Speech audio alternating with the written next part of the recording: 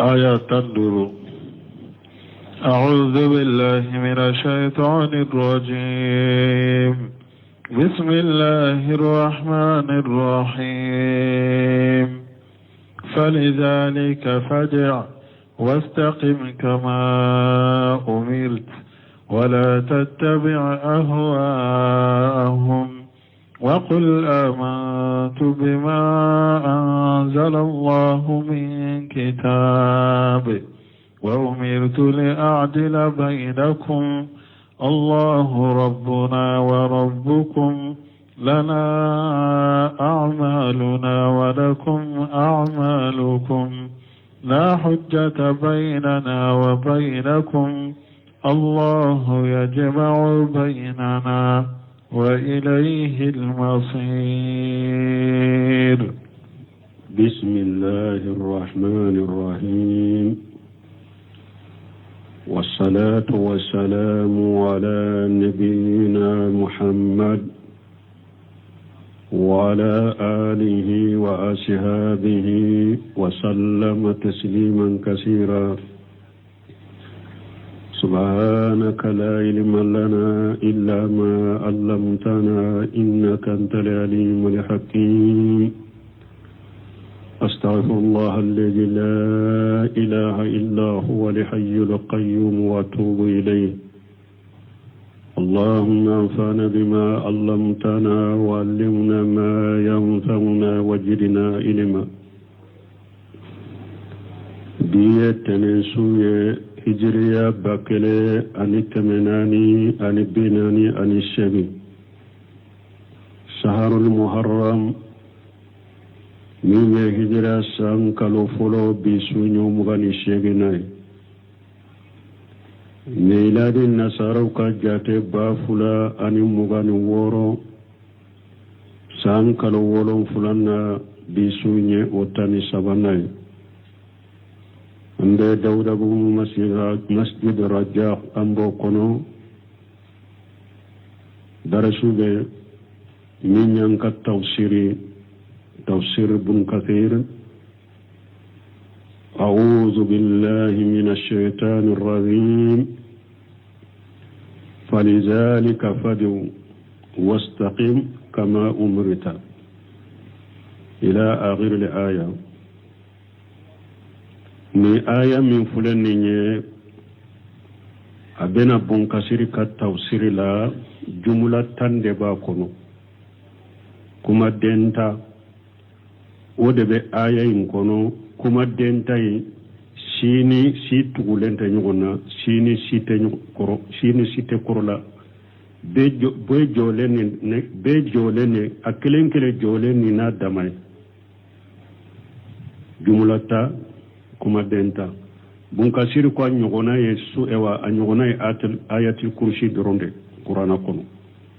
ayatul kursi fana jumla tande do kelemata kuma denta kelenkele na damuna koro ni aya fana yo ode kuma dentande ba kono kelenkele ba damade a kelenkele na damuna koro. falizalika fadu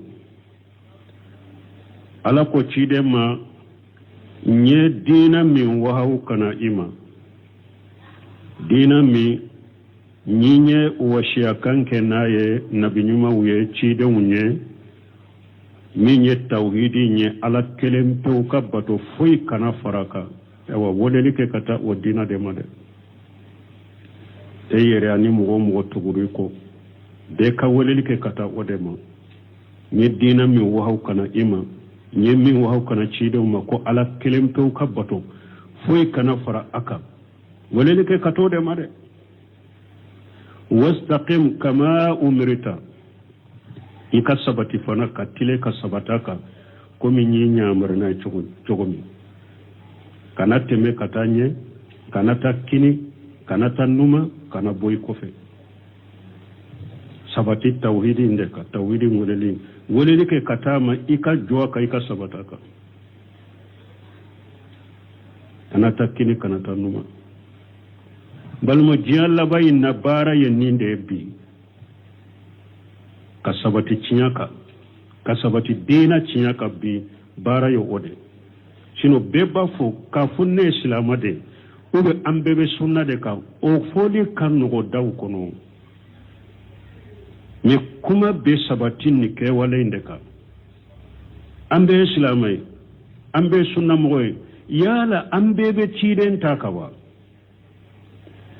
qur'ana ni sunna la manhaj salafu kon mo nyumon tumba ka cuguma ambe bo kawa bara boyro de la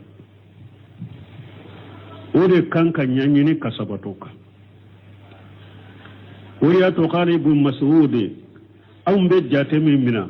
ka fo jama be yamfede jama be ninde ka jama ye ninde fo tinya to yede dina te jama ko ye koy qala ibn mas'ud al jama'atu ma wafaqa li haqqa walau kunta wahadaka abdullah ibn mas'ud ko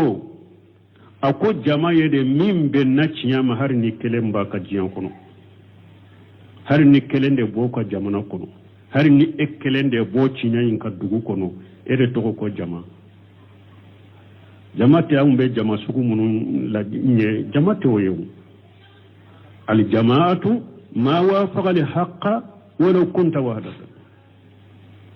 jama yede min be na ciñama har ni kelen tawde baka ere togo ko jama qala al imam al awza'i rahimahullah الإمام أبو جاي فنقول كنيما أكو عليك بآثار من سلفا وين رفضك الناس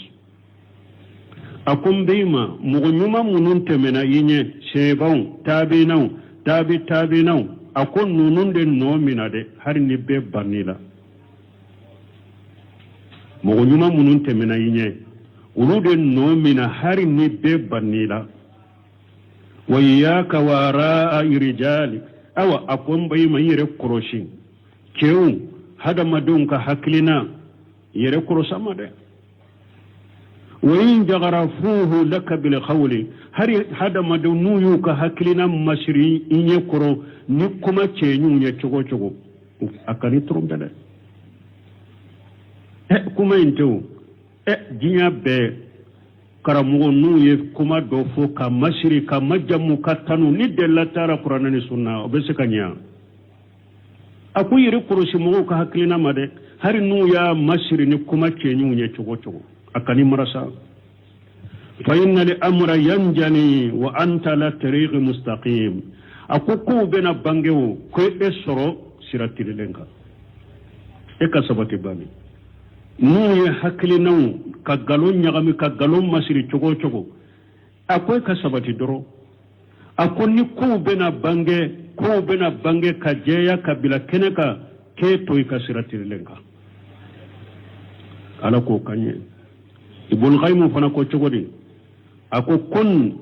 fil janib alladhi yakunu fihi Allah wa rasuluhu sallallahu alaihi wasallam ibn qayyim ko e ka ke fanna ala be fami a ciden be fami ala ka tanuni kisibe ciden ka ko ka ko fande la de ala na ka ciden be fami akwai ka ke o fande la wa in kana an-nasu kulluhum fil janib al-akhari ako harina yasru mugut to be fandoina harini mugut to be fandoindela ala na ka ciden be fami akwai e ka ko fande la har ni mugo be tara fando inde lay kana tayade ala ni ciden be yoromi e ka kay fa inna zalika awaqiba hiya ahmad awa aku labande kanyi fanade o labande tanunendo ahmad al awaqibi aku o labande laban tanune e ka ke ala na ka ciden be yoromi ka ke o yorola har ni hada madun to be tara fando inde lay kana tay fa inna zalika awaqiban hiya ahmad al awaqib awa ko de ye laban nyuman tanune o yewde yede wafdaluha laban mfasamanti o de وليس للعبد أنفع من ذلك في دنياه أو أنفع من ذلك في دنياه قبل آخرته أو أكوه فيت جوم فين نفت جوم كفنا مانا ني ala na ka cide be famme taro fanna jiya be ka hada madin to be kata fandoina ekanatai o labande kanyima o labande labanyuma o labande labantanune labanyuma yo ode awa fuite jonye fana min nafa beka ika ode ye fenye min kan nafa beka kateme fembeka jonka jiya kono ika lagaranye foro o yewde fuite jombolo min nafa beka jiya la folo sani lagaranye kobo o ye jumai ala na ciden be famme ka ke fanna hari jiya to ne hada maren to be kata fandoina wore laban tanunendo wore laban kanyima ewa ode hera site nafa site jonka fana ika jiya kola lagaranye kobo bun qaymu yenni fo ewa aka kitabu kuna al fawaid ibn taymiya fana ko law qala fali abudu jami' al khalqi wattaba rasula ما ساله الله في مخالفة أحد فألم ذلك واسمع وأتي واتبع ولا تبتدي مجموع فتوى كنو بون تيمية فنكو أكو جو أكو ني جو ني جيام مغبي سوسو جيام مغبي أيا بي سوسو واتبع رسولا ما إتغورا تشيدنكو ما ساله الله من مخالفة أحد أو يوم القيامة دو على تينين كمغسي سوسو لنا كفو من يكرسا سوسو على تينين كقيامة دو مغسيلا كم من يكرسا سوسو أي ni jo ni ewa hadama jihad hadama dembe jamana kile mugonte jamana kile kakara mugonte koy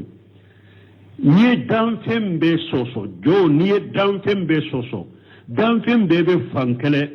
ebi damana fa me itugura ciden ko akoyo mali kama do ala tin nyinin ka mugo sila ko munna ye karasa soso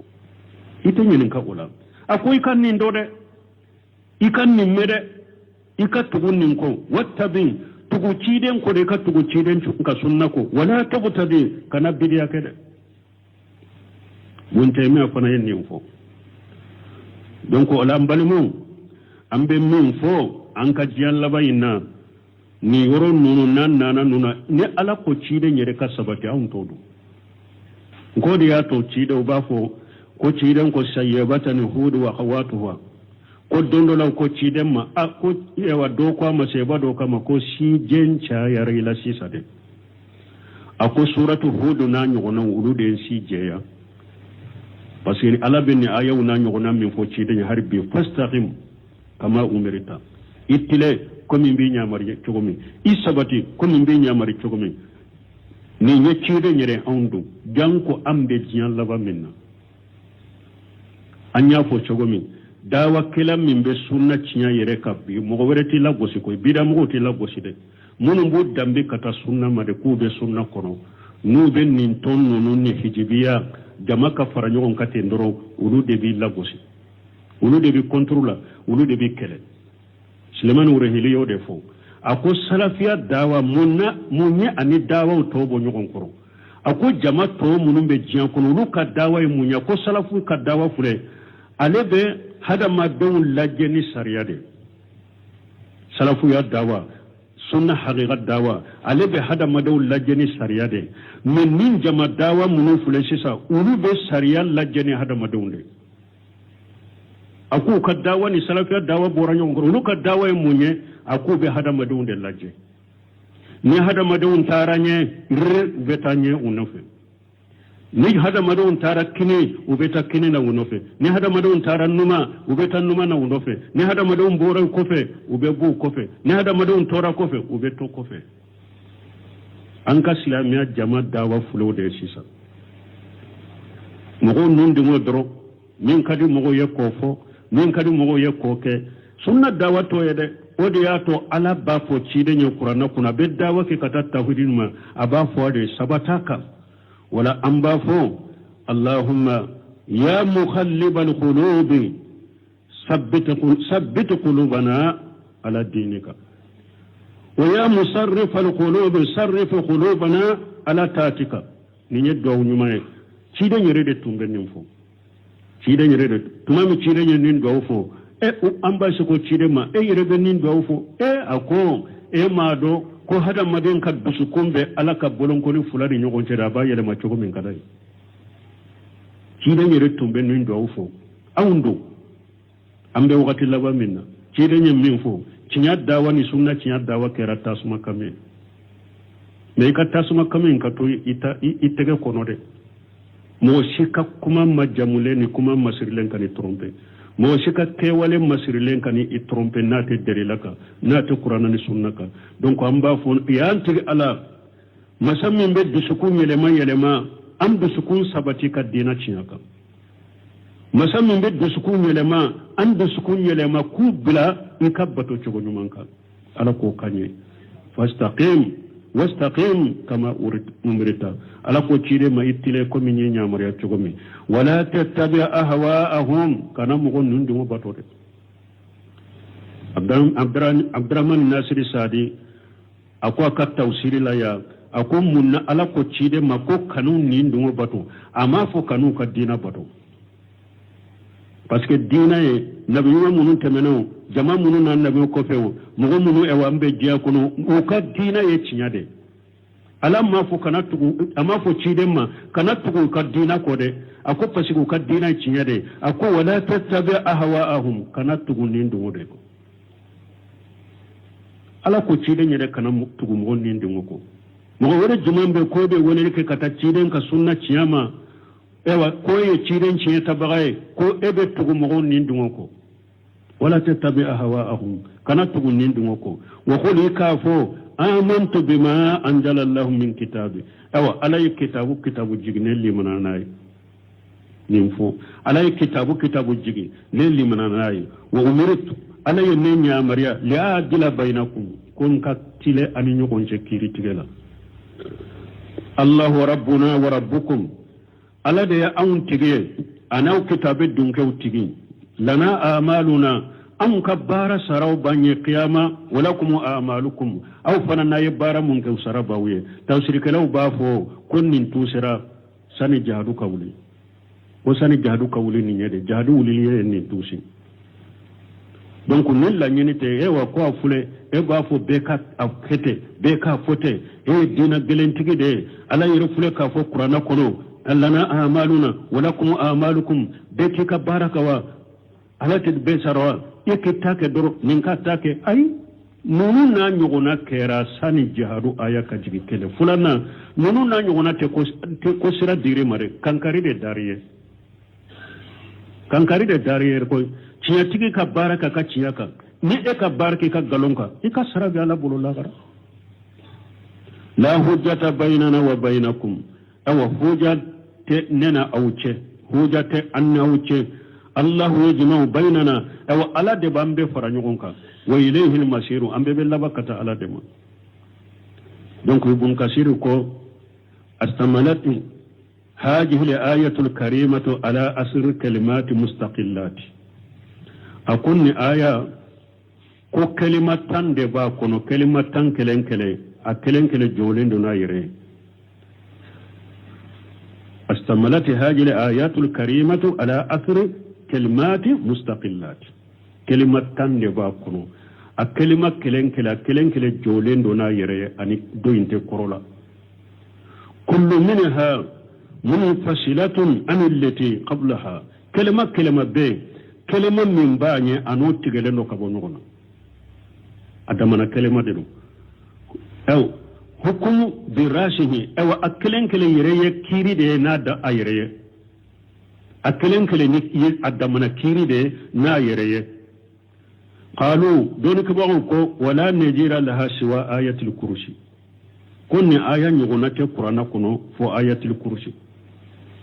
الله لا إله إلا هو الحي القيوم كتايا اللبا فإنها أيضا أسر فصول كهاجه أو ألفنا كلمة دي كلمة مي نو فرنفرشلين كابونيونا تغلين كابونيونا أكلين كلنا دمنا كيري أكلين كلني أو أدمنا كرو آية الكرسي ني آية درون دي يويا قرآن كنو دوني كبو يمينفو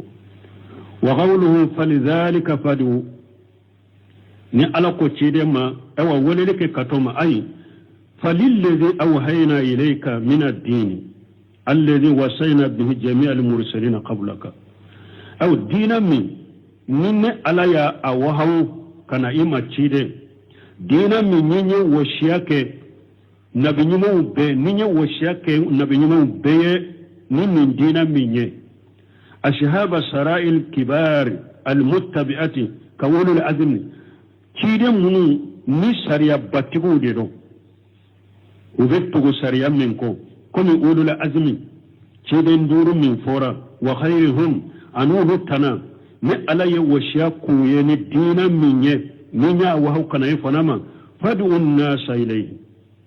أو مغول كتو دينا دمال دينا من وهو ركنا إما أن الدينا من وشياك ناي النبي ما بيه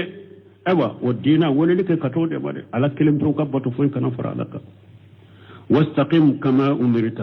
أي واستقم أنت ومن اتبعك على عبادة الله تعالى كما أمركم الله عز وجل لن ينمي تيد إكسبتي تلي إكسبتي ومن اتبعك أن ينمغوم التغريكو أفنا كتلي أكسبتي على عبادة الله تعالى أكسبت على كبتك إكسبتي أن ينمغوم التغريكو أي سبتي على كبتك كما أمركم الله عز وجل كم على يوم يامرنا تشومي كم أن يفو تشومي على أن يامرني دينا تشومي دينا كو تشومي إني جيان يربك نقول صوصو ها كدينا كجلة كدينا كجلة بومباجي نينكران نينا كو دينا جلة تقولوا يا دينا جلة كو كوريو مونيه أكو دينا جلة يا دير بيرياني مشركيا ako ka mushrikiya do dina kuna ko de ye dina geleya na kabiriya do dina kuna ko de to ko ye dina geleya min ewa min te ewa farlai alama min haramuya e ko haramuya o de to ko ka dina geleya alay min daga e ko haramuya mo boro o de dina geleya donc alay min haramuya fana e ko la daga mo boro e de dina geleya min te wajibe kake wajibe min te fardai kake fardai min te sunnani mustahabu ko ke sunnani mustahabu ye ube ka sundo bili yere kan nerbe diya tile besu ninde ye dina geleya ube ka salli do bili ka salli min ni delela taala nunu de dina geleya men benka e wa dina minan sobela nka wa sunna nka dina nka ciyamba ni an minan sobela ka fo ka barakena o yere atamassuku بالدين ويري كيكا دينا منا وتجل يريو ويري يا كيكا دينا منا كبارك وتجل يري دينا جل يري ني دينا جلن تيغيرا كدينا كجل ويري ني فندو فنك فرلاي من تفرلاي وبنيندو فندو حرام مما حرام وبنين حرام فلا دغا نين دي توي كو كدينا كجل medina fora alaka kitabu kono chogome afora kiden ka sunna kono chogome mogo nyuma mtomena tumba ka chogome nkan ka dina ke o chogola o tigi kanka tanure atamassuku bidin ore kore aka dina babulo atamassuku bi sunna aya ka sunna mina bulo fulala chiden ni anya marani o de fana fa alaykum bi sunnati wa sunnati al-khulafa'i ar-rashidin al-mahdiyyin min addu alayhim bin nawajij chiden nya mari an ka dina mina ka gelere kamini bulo fula iretede chiden ko ka mina ni nyinde takaduru pour ka dina ka geleya bolo amina de ka mina ni nyinyere de no mugo tafe femmin ka tilayla eta to bolo drona ibi dade faraka dina mina li sobela ote ko dina gelenti gidode o tigiyere aka dina ba sobela la ya ka dina mina sobela dina geleyari yere ka do fara dina ka bidiya munun bede yawa sirku ya munun bede ni bidiya sira wure maulidi nunu de dina geleya ulu de dina geleya ولا تتبع أهواءهم يعني المشركين فيما اختلفوا فيه أو كنا تقولون دمو كده مشركون ويا أوا دينا سوسو منا دينا سوسو منك وكم مشركا كنا تقولوا ولا ده وكذبوا وافتروه من عبادة الأوثان ويدينا سوسول منك وكذبوه أنو يقالوا منون تيجي وافتروا أني قالوا يقالوا منون تيجي كنا من عبارة الأوثان كبو بوري بطولا ويبولي بطو منونك ku tige kunna ku galon tige ku do dina kono kana tugu ko olade ala ma fu kana tugu ko ka dina la parce que dina ye tinyade ako kana tugu ko nin dungo de la ewa nin dungo mushrika bala bidiya bala dina sosole bebe do nin kono akumba bana fitina ben nin dungo mo ni be fen fo dina la ye fen ke dina la tinyate minni ube dina ye min haramu ye eba ke ko ke suni tile a bebe do ni aya kuna bede to ko nin dungo kana tugu nin dungo ko de وقل كافو آمنت بما أنزل الله من كتاب أوا لي منانا على كتاب من جيل نلي منانا لي منانا كتاب جيل أي صدقت بجميع الكتب المنزلة من السماء للأنبياء على كتاب جيل كابو سانفي كو جيل نبي موكا لي منانا بي دارا بلا لي منانا بي لا نفرغ بين أحد منهم awa nabi nyuma ante nabi nyuma bon nabi nyuma na kitabu ko inade ka fala nabi nyuma imbe chide kitabu jigina nabi nyuma ka ala de ya jigi ka bo sanfe ante nabi nyuma bon nabi nyuma da ni yorola ube ka chide nya chinyade ube ka nabi nyuma ya chinyade kitabu munun jiginuka abe chinya uka kitabu nya chinyade ante chide mbo chide la ni yorola وأمرت لأعدل بينكم أي في الحكم كما أمرني الله أو علي نيامر يا كون كتلاني نيغون تكيري تيغلا نكا كيري تيغاني نيغون تكومي علي نيامر ني كيري تيغي تكومي نكا تيغاني تيلاني الله ربنا وربكم أي هو المعبود لا إله غيره أو على دي نتيغي أني أو كتابو دونكو أنا أو مشركو أمبي تيغي على دي مسمى باتو فنوري شيتي منك باتو تياني عليك كلم توتي فنحن نقر بذلك اختيارا أم بي أصبتي ناني رساقوي كافو باتو فنوري شيتي منك باتو تياني على كلم توتي وأنتم أو مشركون وإن لم تفعلوه اختيارا فله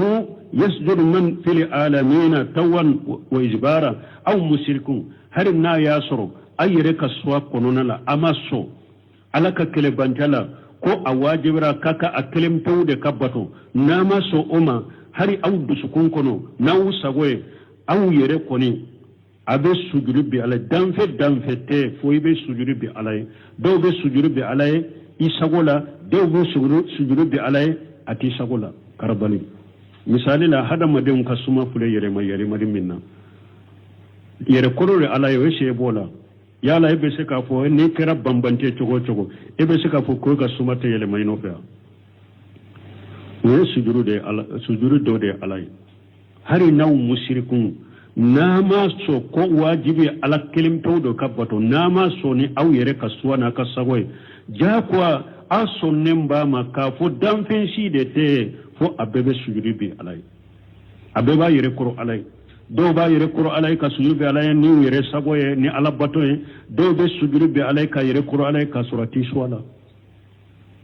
lana a'maluna wa lakum a'malukum ay nahnu bura'un minkum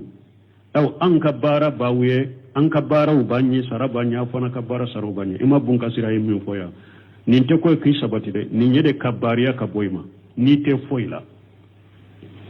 ewo ini kabara ini ne te foila mbari lembo kaboma amnan kabara yuma wala bansara me auna kabara jugu ambari lemba huma ana kabara jugu bariya de ninye kama qala subhanahu wa ta'ala akon nimbe ko min ala ya qala masami salala qurota leno wayin kajabuka muhammadu nim mushrikun kafirun nuyu galon tigaya faqul li amali wa lakum amalukum afuye ko auka ne kabara sarabenye au fana kabara sarabawuye antum bari'una mimma a'malu au bari lembe kabo femma neye mimbara wa ana bari'u mimma ta'malun au fana bake kabara mununke ne bari lembula nate fuila ay to daman ka to ndama be kabara ke nyon fi au ko ayi kwambe ko la ilaha illallah ka be fara nyon kan kasibi ha shi sankadda wala kan kisi hijibiya dawa hijibiya munye jama ka fara nyon ka duran ka bete ndoro ambe ka do dakele an ka bo dakele hari nan ka hakili na ute kelenya an ka gida ute kelenye an ka bato chogo ute kelenye ore togo hijibiya doni ke baga sale ko dawa si torata jama si torate sunnaka bi kanin jama bo yibi ya jama min fulen ni jama si torate sunnaka bi kubo unu de ba fu be kanyam mi nyogo fe doro anka to nyogo katen doro ewa atakera munye folo la tanuri kela udore tumbe ulube mogo tanu ibe wori duma mais sisa tanu kela munun tumbe folo la ndafe ku togofo kana du ka gasela sisa tanu kela munun tumbe mogo jamu majamu kitanu nibe wori duma uye ulu nyoni sisa karamogo de diplôme tugu de sunna karamogo de wori tige min ni mako bala kima jamu kini ka demba ya bedo arjanna kono wori do ambulu kula dim doran ka dima ko kay sa se songo fule ibeti ini ka bonson bedo arjanna kono ka sagi tanu kala folo la fera sisaw karamogo yere de keram majamur kala wiye ado ambulu kula ka duma drobeta u i do arjanna kono ka do mobile kono ka sagi o be do arjanna kono la kan sala kan tan balimo wa qawlu ta'ala la hujjata baynana wa baynakum ni alakum masamin koro talendo hujjate amunni ace qala mujahid ay la khusumata keletan nauce ambantaka au bataka qala suddin wajalika qabla nuzul ayati sayf imai suddin ko kunnin kera de sani bamuru ka aya kajiri sani bamuru aya kajiri ko mushriku ka kele ko fa nin kera o wakati de bamuru aya yen nin tuse wa haja muntajahu a burun kasiru ko suddu fule kan nin kuma min fo akon nin kuma tilelenu de nin kuma nyesi robala lianna haja ayatan makkiyatu ako paske ni aya fule ni aya jigina makade wa ayatu sayfi ba'da hijrati bamuru aya ko mushriku ka faga o jigina hijra ko fere bon nanya fo wakati bambe saga nanye ewa musriki faga kofo ka jihadu kofo sariya jihadu de an kan bode mare jiya nya gambira sisa sariya jihadu den la ka fon ko saratu wolon fula de bola saratu wolon fula no sabatira min nawde to ko sariya jihadu an kan bode ma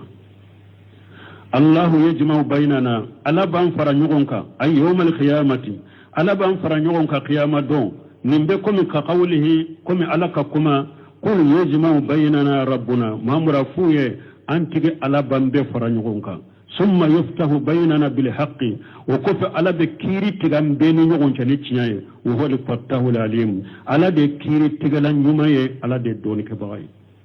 wa ilayhi al-mashiru ay al-marju wal ma'ab yawm al-hisabi aw bebel labakata ala dema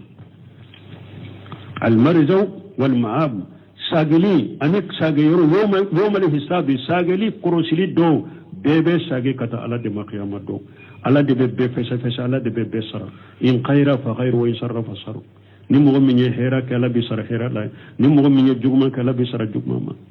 ambe ala de la kan sabati والذين يحاجون في الله من بعد ما استجيب له حجتهم داحضة عند ربهم وعليهم غضب ولهم عذاب شديد الله الذي أنزل الكتاب بالحق والميزان وما يدريك لعل الساعة قريب يستعجل بها الذين لا يؤمنون بها والذين آمنوا مشفقون منها ويعلمون أنها الحق ألا إن الذين يمارون في الساعة لفي ضلال بعيد والذين يهاجون في الله alakum mu'minun be sosolike ala kola mu'minun be sosolike ala kadina kola min bari ma ustujiba lahu mu'o kelen kofe ka ala jabi usonnala tama wala kadina jabi usonnama mu'minun ba fo kuibe udu soso puru ube chinya minka usonnala tami makka chinya ubolo hujjatuhum dahidatu inda rabbihim nunun tigla mo o kaddelere be sialendo ala fe mo min ba fe min ba ka ciya ka ya ala jabi kala ka dinata e ka ode soso ka kuma masrilawu ani ewa ka kuma ewa jaw ka kuma ta ode nofe koy ba alede soso ka bo ataka ala koy be delila della fo ko be ciya soso nay ciya tigi soso nay akoy ka delila imbe della ciya le ale ala fe wa alaihim qadabu ika delaw ciya no ala fe dorento fana de galon tigi ika delaw ciya no ala fe doronte de wa alaihim qadabu ala kadimi de bu ka fana aya kolosi ni ala ya kadimi fo yoro mo min ye ciya do ya bila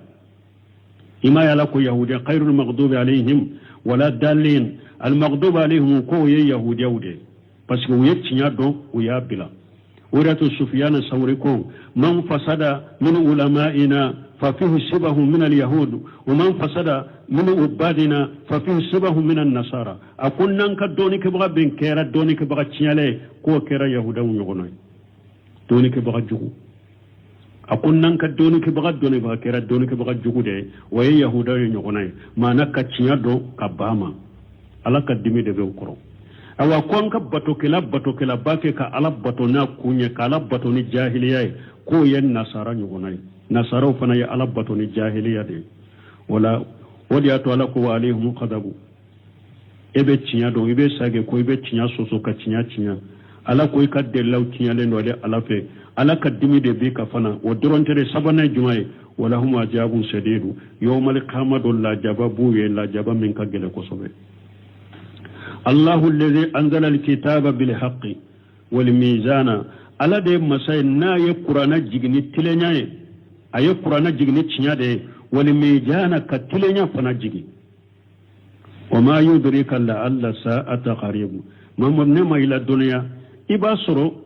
قيامة جيا ولي كسرو أباسرو قيامة ولي كسرو من لا الدنيا أجو وقتلا يستعجل بها الذين لا يؤمنون بها مغوب قرطو قيامة جوليلا مغمون مدالا مغمون مدى قيامة كولا ولبي قرطو قيامة جوليلا والذين آمنوا من مغمون كرام مؤمنون ينو دالم بقيامة كولا مسفقون منها ولشرا لن بقيامة كولا أسكولوا بعض من به ويعلمون أنها الحق ولبعض قيامة كوية ألا إن الذين يمارون في ساتي ألا كل يتشي مغمون بيك سوسوليك قيامة كولا لا في الدلال بعيد وبفر لا في لمن نتشي كجا منون بيك سوسوليك قيامة كولا لهربي قيامة بيجو قيامة تجو أقولوا بفر لا في لمن نتشي كجا يقول تعالى بنكسير كوالا من كورتا لنو متوئد الذين يصدون عن سبيل الله من آمن به na bake ka kankari da mugo we mugo munu no bake ka mugo sagi ka bo ala kasirama mugo munu limunani ala kasirai no bake ka mugo sagi ka bo ala kasiraka ala bake ka kankari da uluye والذين يهادون في الله من بعد ما استجيب له أي يجادلون المؤمنين مؤمنون بالمؤمنين سوسو المستجيبين لله ولرسوله muminu munumi ala jabi ka ciden jabi ka so ciden ka sunnama ka so ciden tama liyasudduhum amma salaku mu'minun be udu soso mu'minun be muminu soso muminu munumi ala jabi ka ciden jabi ubaka ku soso liyasudduhum amma salakuhu min tariq al-huda pour kusagi udonna kanda sira minna pour kusagi kabo kanda siraka ala ko mu'minun be ninke muminu munu yalla jabu ya ciden jabi aw bake ka wuludo soso kunu kele pour udonna kanda siramina ku bola hujjatuhum dahidatu inda rabbihim ay batilatu inda allah nunun tiglamu ka huja be cialendo ala fe wa alayhim qadabu ay minhu dimi be alaye dimi boka ka bo ala fe dimu boka ka bo ala fe wa khalaqat ولهم عذاب شديد أي يوم القيامة أو الله جاب جلم بو يفنا قيامة دو قال بعض العلماء دون كبار دوكو جادلوا المؤمنين بعد ما استجابوا لله ولرسوله ويمؤمنون سوسو مؤمنون كلهم كفي كالا جابي كتشيرين جابي من قالوا انتبوا ويمؤمنون سوسو ليصدهم عن الهدى بروكا مؤمنون سجي كبو كندما وتموا أن تعود الجاهلية uluya ewa tamakera ko jahiliya ka saga nola mo ka saga jahiliya la puru ka mu'minu bociyaka uluya nata ewa puru ka tamake puru mo ka saga kata jahiliya ma ala kambelu na ku ka huja beciyaleno ala dimine ngu koro komi jamana mbe ko chogomi silamiya yerede yan toro silamiya yerede yan dogu ni silamiya yerede hariya ewa anka silamiya ewa mbo anshen koro kan ni silamiya yerede antredi jamana kono yaju bilala kan kisi toroma ika kuma balawu ani kan masiba alaka biyere kai alaka tubu noyaye ni ala matubu noyaye na alaba alaka masalnite tubi alaki ka balawu jigi yere kai kan kisi toroma mogote siga sage kata jahiliya makoy aba yere sigade nindina be jian ko fu kata jian wuli wa qala qatadatu ko humul yahudu wan nasara kunnu ni yahudan ni nasara ude qalu lahum dinuna wa qalu lahum dinuna khairu min dinikum kunni aya qatadatu kunni aya lanyini ko yahudan ni nasara ko mu'minuma an kadina de kausa u kadina ونبينا قبل نبيكم أن كان نبي ما دباو كان نبي ما نيه ونحن خير منكم وأولى بالله منكم أن دكوسوي أن دني ألك ككتم أوكا وغير كجبوا في ذلك ويقالون تجنينا ثم قال كوفي علىكو الله الذي أنزل الكتاب بالحق يعني الكتب المنزلة من عنده ala de masay naye kitabu jigi nin kitabati kitabu kelenya de ala de kitabu jigi kitabu minun jigira kabo ala yerefe ala anbiya'ihi akan nabiyyu mawqa kitabu jigira nabiyyu mawqa ala de yu jigi wal mizana huwa al adl wal insaf donc ala de tilenya jigi ani jeya ko ka ke jeya ka ko ka ke tilenya ka ko ka ke jeya ka ala de yu jigi قاله مجاهد وقتادة ينندفو وهذا كقوله تعالى نمبكم ألككم مسمن كرتالنو لقد رسلنا ورسلنا بالبينات ألكو على على يا كتشيدون نشي ندل جلون دي وأنجلنا معهم الكتاب أو النبي ما بي على كتاب الجيغاكا ولميزان نتلنيا ليقوم الناس بالقسط برمقو كجو نتلنيا وقوله أن ألككما والسماء رفعها ووضع الميزان الذي مسينا يسانك بقرطة كداك قرطة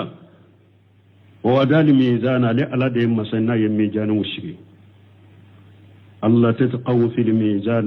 أكنا دانتمي ميزان ولا ما نو كنا نغشاو بلو وبي أكنا دانتمي تلين لا وقيموا الوجن بالقسط أي أوا سمالي فيو أيو تلي أيو سماني تلنياي ولا تقصر الميجان أكنا ميجان ونغشي نمو من بسمالي كني كيلو كنا نغشي ني بسمالي كني متر كنا نغشي ني بسمالي كني ميزان كنا نغشي ني بسمالي كني ساود كنا نغشي سمالي فيهم كدفا وقوله تبارك وتعالى ألك كما مسمي هركة تقرط لنو وما يدرك لألا ساعة قريب فيه الترقيب فيها والترهيب منها وتجهيد في الدنيا ni ala ko cide ma milla duniya iba soro kiyama kasuru de nin kuma fole kanuni bala sirani bala ani kamba jinya la sababe benni kuma fole la kan kanu kata kiyama ma kalla sira kiyama ma kamba jinya ma kan kanu kata kemo ejuma na ya soro mo minye mo nyuma e ala kam mo nyuma kanu ala ko konne mo min kanu abena hadisa la nyefe konne mo min kanu be faraka lagara donc mo min yese ciden kanu ka sego kanu ka salafu salo kanu ka tawri tigi be kanu ka ciya tigi be kanu donc e be korto qiyama ka joy ka farukay tere ni nyeke la kanu kata qiyama ma tere bo munye a mo min ni mi labbe qiyama nyedu ete foye ka musirika kunte ete foye ka ni ndingote ete foye ka ni bidawute ete foye ka ni tunyalite ni qiyama ko fora ebe sira ebe joro wote ji hedo fi dunya ani kamba jiyama nanya do ko qiyama bejo jiya be wuli de qiyama bejo ni ewa mu'minin nyuma ebe sira ke ka doni fegayade ite ka doni giriyaw ibe ka doni fegayade ki bajiyama ke ka doni fegaya parce que ibe sira qiyama nye wada to umar ibn khattab ko hasibu qablan tuhasabu wazinu qablan tujanu akwa yere ka yere kontu go ka yere jate go sana lakata ka jate go lagara ayere ka ka baraw pese sana lakatu pese lagara donc na afora ko lagara bina qiyama bejo fotani ketabde nafulun niya nyini ka fara nyugon ka kata drome kelen na kata jate balila ko ibe nyini ka bela kelen iye ni soro chogodi iye nindo chogodi niya nindo ina bajiya madre niye nindo ko nimbinye lagara ini bajiya madre ini yere kolositere ina nafulun nyini chogo ina adodre nafulun nafati chogo ina adodre yastajilu biha alladhina la yu'minuna biha ay yaquluna mugumunu madala mugumunu ewa mugu dobe munu malli manani qiyama ulube korto qiyama ma ubafo mata hajal wadu in kuntum sadiqin bafo benni min foteo ko jiabe wuli qiyama bejo afeke wakati juma na yek cia tigido ko qiyama bejo wakati juma benni fo munu madala wa inma yaquluna jalika takjiba wasbu adan wa kufra wa inada aw utenni fokuba wakati nyine ka dode ubenni fure agalon tigali de kama ani kani keli janya ani kafira ani kanageleya ubafuni ode walladhina amanu musfiquna minha mu'minun liman illa ghara ulube sira qiyama kuro mu'minun nul dara qiyama kula dara ewa jiya wulila ulube sira qiyama kuro ay qaifuna wajiluna min uqiha ubesira ubusukun besira qiyama kelila munun darala wayalamuna annaha alhaqu ulubadu ko qiyama ko chinyade kainu ay kainatu la mahalata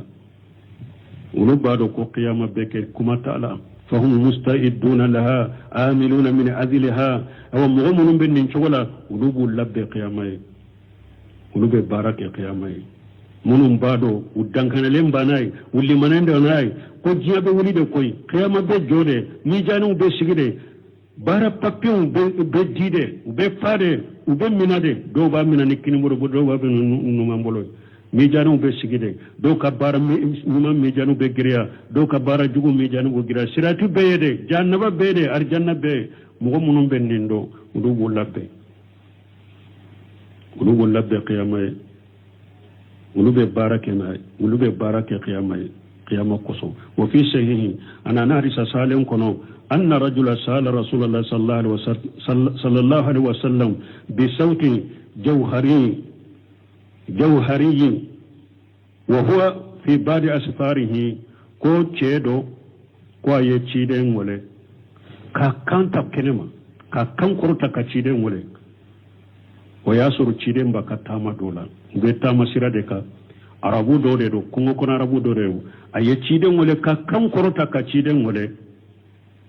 fa nadahu aye ciden wole fa qala ako ya muhammad parce que kungo kona arabu ben afotende sino mo munul la muna ciden koro ubafo ya rasulullah ya nabi allah minnu ko niyamu ko ya muhammad wa yakungo kono nawde bursu mo ako muhammadu فقال له رسول الله صلى الله عليه وسلم نهوى نيني ألف فرقا مي أيري وچوغ نما نهوى من صوته چيدن فنا يا جابنا كان يغناي ماناي أپرنا كان كروتا كچيدن ولا چوغمي چيدن فنا يا لامنا كان كروتا كلامنا كومي چينيا كان كروتا كولا چوغمي چيدن فنا يا كان كروتا كلامنا ها چيدن كوما كنايا فقال لهم متى ساتوا تمامي أنا تشيدما أكو تشيدما كو جيامبي ولي وقت جمع وقال رسول الله صلى الله عليه وسلم ويهكا تشيدم كواما كويكا هنا بنا إنها كائنة qiyama kuni abena abeke fama adarita laha me eyen mumbila qiyama ne qiyama kuni beke me eyen mumbila qiyama ne faqala ceyin ko hubbullahi wa rasulihi ala kaciden kanu ñobila qiyama ne وقال صلى الله عليه وسلم ألك تشيدن ولك ترونا كشبك أنت ما من أحببت أو قوقيا من إبه فرموك يمو من كان إبه فرتشيدن كاي إبه فرموك يمو من كان فقوله في الحديث أن تشيدن كما أنا حريص ورلا المرء ما من أحب تشيدن كهذا مده إبه فرموك قيام يمو من كان haja mutawatiru la mahala ni hadisau daw bennan ni hadisau kare kuma tola wala qaradu lanyini annahu lam yujibuhu an waqti saati lanyini munye chide ma chein jabi qiyama be jo waqti ma jabi wala ko fayede bal amarahu bil istidad laha ayace nya marade ko akalla be qiyama ne bal mo komi waqti yansuru ya tuguni sino an kan janto nyirela de mogo munum be kafiru kanu dusukun kono iye yahudiya kanu dusukun kono iye nasara kanu dusukun kono kanake yahudiya de kanake nasara ibe faraka qiyama ini kasalli ni kasu ne bodi sunna kanu dusukun kono kaburu batola ya kanu dusukun kono bidia mogo ya kanu dusukun kono kanaka bidia nyogona kede kanaka kaburu batonke kanaka bodi batonke be faraka qiyama balon tan na kafiru dusukun falendo o kanu de la ika telefoni falendo a photo wula ika ewa boyin kono aka photo de dilalombe hari sti soroti minna ka photo bala e bode do akanu be disun kono kanake kafire de ibe faraka qiyama ala kan kisala kan tanga ayem mo nyuma kanu hiden na kasebo salafu salihu mo nyuma tawhid tigin sunna mo ala man haji salafu salihu ayaw dusukun fa nununde kanula hari na aw mase ku kabara nyuma nyogona ke asem ak amase u degerema ba ku kabara nyuma nyogona ke alana hinawla na faruka qiyama basamanta men nimbo meni ka salli ne ka sunni ka bato na fora de ko e kafiri de kanu e yahuda de kanu e nasara de kanu e bodi sunna de kanu ewa kaburu batola de kanu bid'a mo de kanu ko eni ka sunna ani ka bato kebe ta faroka qiyama baro gobo alaka hatimandama wa qawlu ta'ala ala innal ladina yumaruna fi saati alakum gumunu nube mugo soso qiyama kola ay yujadiluna fi wujudiha wa yadfa'una ukhuha mugumunu be soso leke qiyama kelela nube qiyama keli nyoni ka boy ko ateke la fi dalalin bayidi ay fi jahli bayini nunumbe filida filimin kajja mana ube jahiliya min bangalendo lianna alladhi khalaqa as-samawati wal arda asim masammin yasa ala min yasan kabolon fulada kaduma kolon fulada qadirun ala ihya'il mauta bitariq al-awla wal ahra wa masayin besaka sukunu woni sukunu ne kaka keli kaka kateme sankamolon fulani duma kolon fulada dalila kama qala ta'ala komini ala yafo ala min korotalelo huwa alladhi yabda'u al-khalqa ala de masana yadam fem be dali damina ka benati jiya kono summa yuiduhu ala fana de be dam fem be da kuraye ka be saga chogo koro la qiyama wa huwa ahwanu alayhi o kanu wala buru de fengeleira ala buru ala kalimuna dama ala kalimuna sabatan dusukun kono ala kanyana ma yasu tiden ka sunnaka kan fatwaka kan kuma ka qiyama do mani haji ahli sunna wal jamaa ala kanyana ma ka kan fatwaka imamuna maliki ko man mata la sunnati falyubshir akonni mo min sara sunnaka inni sonja ala ko kanye subhanakallahumma rabbana bihamdika ashhadu an la ilaha illa anta astaghfiruka wa atubu ilaik